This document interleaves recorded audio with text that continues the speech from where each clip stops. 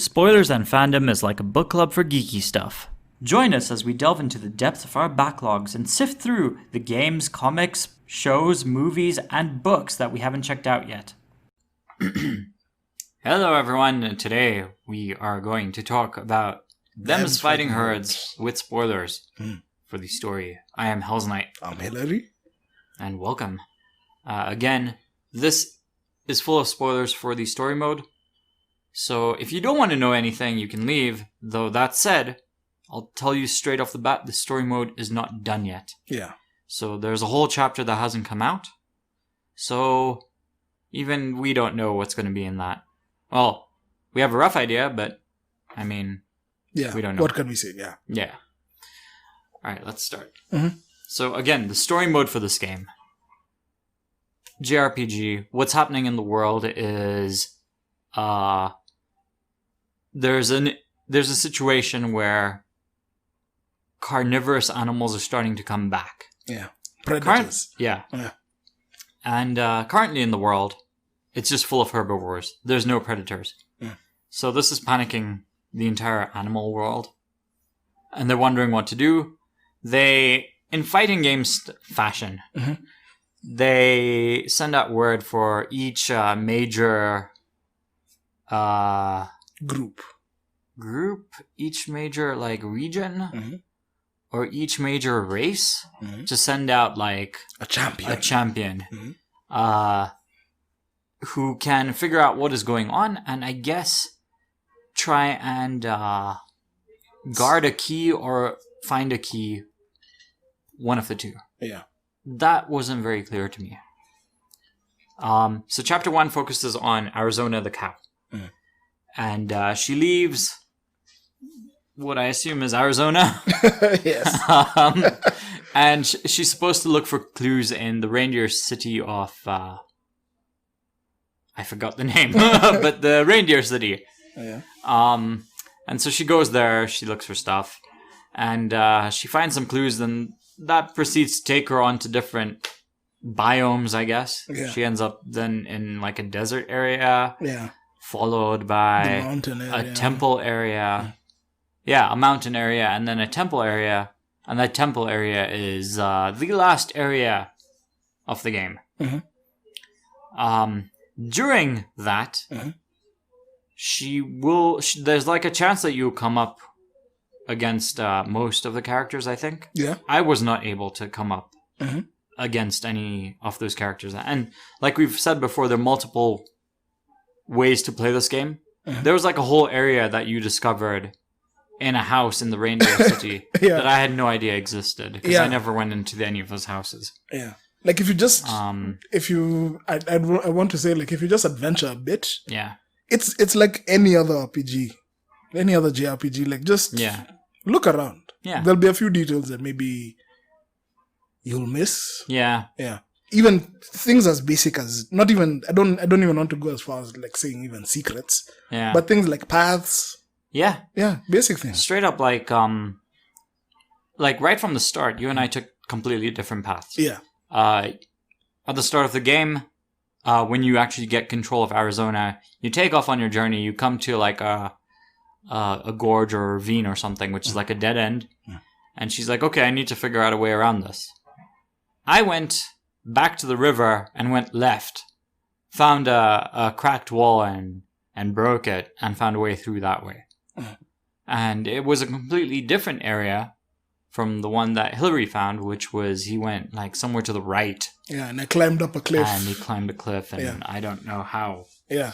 I missed that. But yeah, completely different paths, unlockables, and they kind of did circle around each other a little bit. Yeah. Like eventually I think you can, if you just look through the entire area, you'll be able to find all the paths. Yeah, I did meet a character you didn't. Oh, cool. But I don't know if that character has any significance. It was like a smuggler, basically. The route I used was the route that milk smugglers use, or something.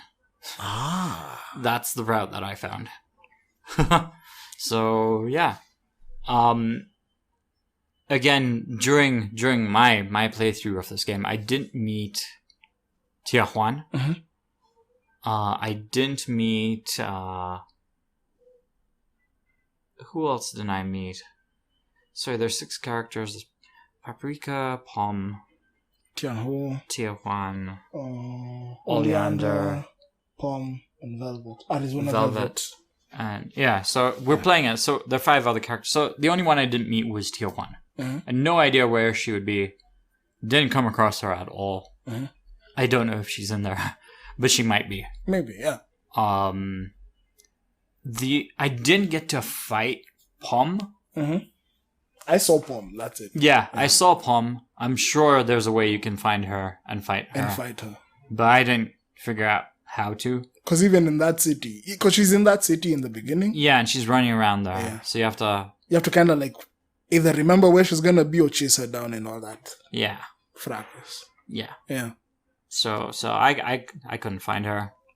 I did fight Velvet. Velvet, I think, is the first person you fight. Yeah. I feel like Velvet is she's like your Sasuke. She's like your designated rival. She's such a... I would say she's a bit more full of herself as well. She really is this arrogant, snooty... Yeah. Kind of character. She's very anime. Yeah. But she's fun. I actually like using her. I like using her as well. Yeah. Though it's when you're playing against people, it's a bit tricky.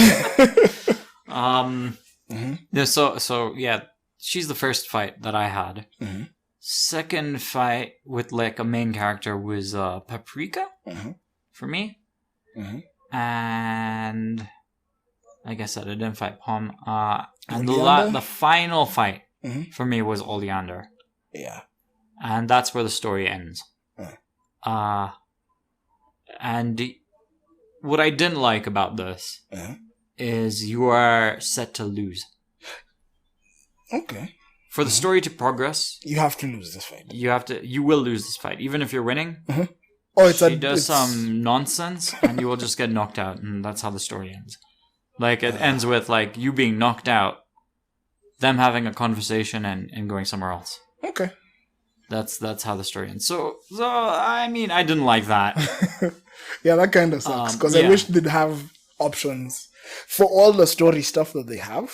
I wish they had 2 different story paths. One way if you win and one way if you don't. Yeah. Because I won that fight. But like in the story mode, so what they do is they're also trying to teach you mechanics. So they have, when you're fighting a playable character, they will over-exaggerate their abilities. So, for example, when you're fighting Velvet, Velvet will turn into an ice tornado.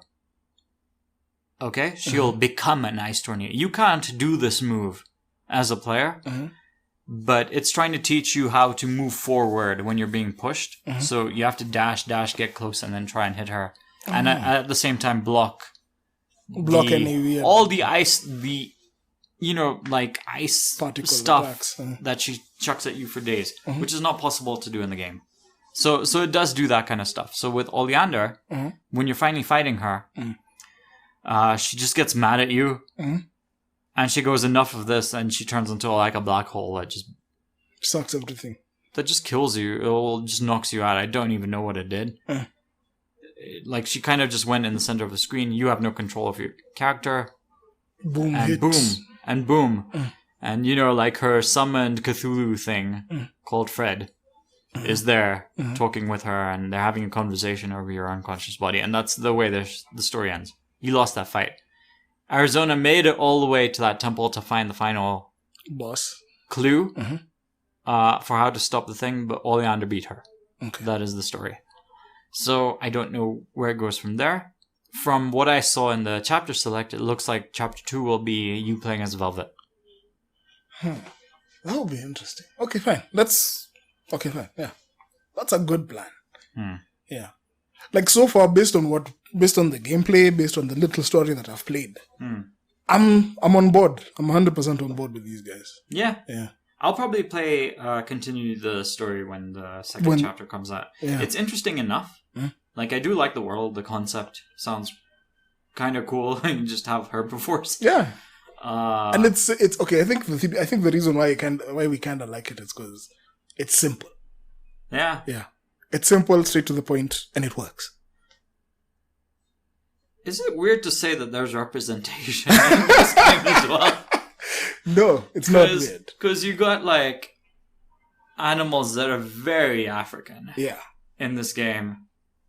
And I know they're not people, but it's nice seeing a rhino in the story. It's nice seeing something familiar. A zebra, And then, you got the alpaca. I've never seen one in real life. Yeah. Like even with the reindeer. Like I've never seen a reindeer other than in Christmas themed stuff. Yeah. I've never seen a reindeer being represented like this. Yeah, not in real life as well. Yeah. So I found the story and the design and everything around it was just really fun. Yeah. Yeah. It's just weird saying that it has representation. It's more like it's diverse. I guess. Yeah, same thing. Because even with the biomes, there's quite a few biomes, and it's not a bad world. It's an interesting world. Like they've created a world around a fighting game which has a bit more work put into it than like most. Tekken, man, the logic. Like I like Tekken, I love Tekken, but the logic of the world doesn't make sense. I have a hard time believing that people just sat there and watched as all this was going on. I really have a problem with that. This guy is able every year, dude's without a reason, kicking a missile. No, for me, it wasn't even that. That I can live with. That level of madness I can live with. It's just the fact that this guy is allowed to run this kind of tournament every year. And whoever wins it gets control of all the money and all the armies. Like, what? And he's lost it before. Why would you do this? Yeah. He's thrown his son and grandson into volcano.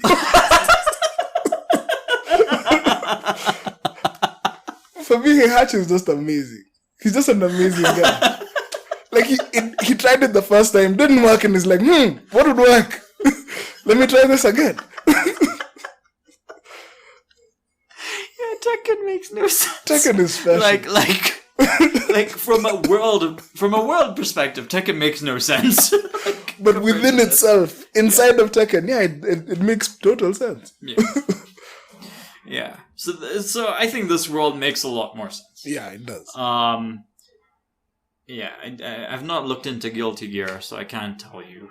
Also, another thing that really impressed me about this game was the fact that there's unlockables for other games. From other games, I mean, sorry. What? Yeah, like Skullgirls. There's Skullgirls material in this. Really? Yeah, if you also own Blaze Blue, Guilty Gear and Skullgirls on Steam. I don't own Guilty Gear. But you have Skullgirls. Yeah. You can get a special lobby avatar. How? Just check. I'm sure it's in the game. If you own both of them on Steam. I do own Blaze Blue. I do own Skullgirls. Then check. You have special lobby avatars in here. In them fighting herds. Oh, that's nice. I didn't know that. Yeah. I've never seen that. Yeah. And beyond this also. This is one of the few fighting games which you can play with kids and not really worry about the violence or the themes or any of that kind of stuff. This is probably the most kid-friendly fighting game, for sure. Yeah. Because they're all herbivores. They don't even have teeth, man. Hmm? Well, they have teeth. Just not sharp ones. Just sharp teeth. They don't really show it. Yeah. And it's super cartoony. It's something that they will also be able to, digest. Yeah. It's easy for them to digest, understand. And chances are they'd pick it up faster than you will and beat you. I don't know about that. I think this game is really difficult to master. It is. Like I've said that before. It is. But I'd also give kids the benefit of the doubt. I feel like they'd learn it faster than we would. Because we're coming into it with too much knowledge. Don't move so fast. I can't do them super jumps. That.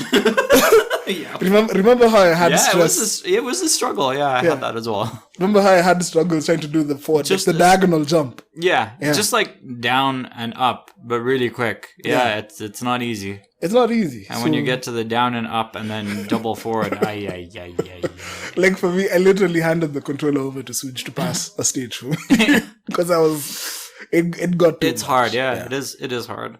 The movement is hard. That's also another reason why I knocked it down a little bit. Is the precision needed to pull off some of the things you can do is quite nuts.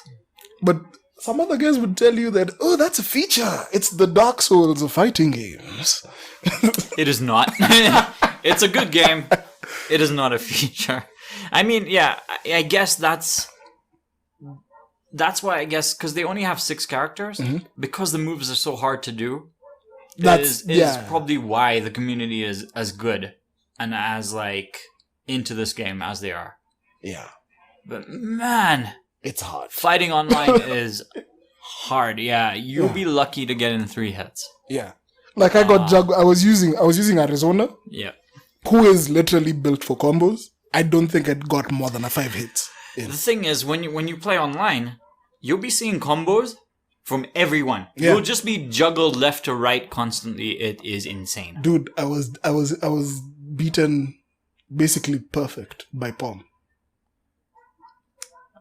When you play the game, you'll understand. Pom yet, yeah. Yeah, when you play the game, you'll understand. When you see Pom, you'll think that she's the weakest character. She's not. Okay, maybe she actually is, but she's not. She has some interesting things. So, they've kind of tried to standardize some things with the characters. For example, all the basic combos are like each attack button really quickly. Yeah. In from order of like light to heavy. And magic also. And everyone has that.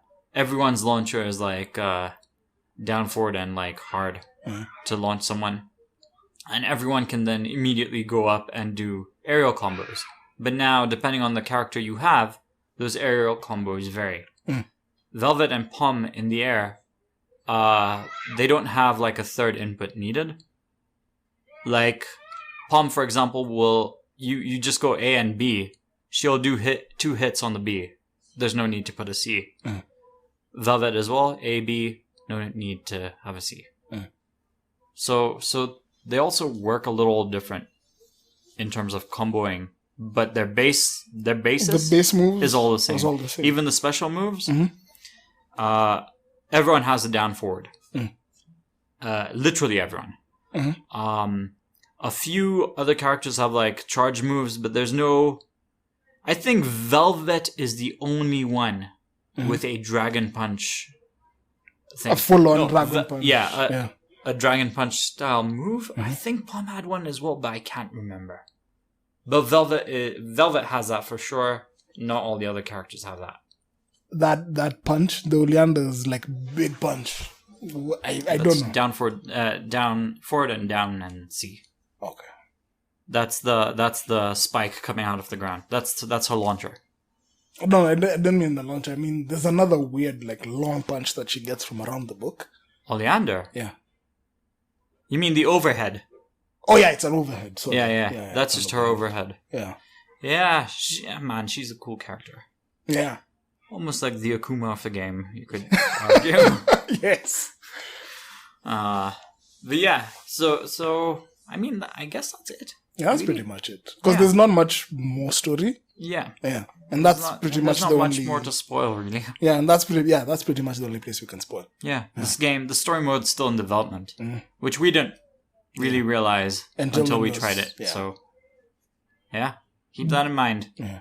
Still 100% worth it. Play it. Yeah. Yeah. Anyways. Okay. So still 7? 7 for me. Yeah. Yeah. For me, 7 for me. 7 for you. Okay. So next time, we'll be talking about a comic. We'll let you know what that is on Instagram. And you can vote.